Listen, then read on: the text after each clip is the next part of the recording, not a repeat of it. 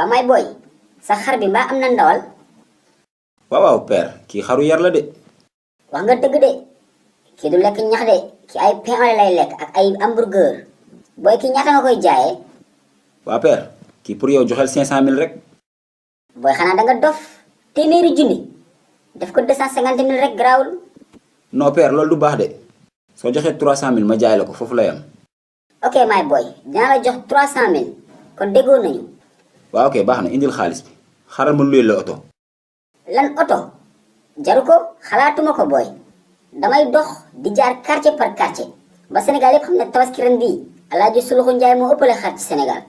boy tay la tay de je vais me torturer je vais aérer je vais marcher avec mon grand bélier damay njaab ak sama bélier.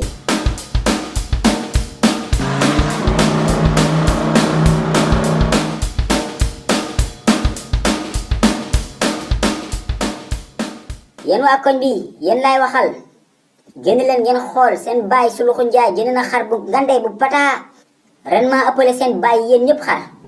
waaw bu yàlla ne waaw léppay changé ku sa baay ñeme rek na indi xaram fii ñu mbëkkante waaw liki lam faaya sama laadum pain au lait lay ndekke sama laadum cerek meew lay reere.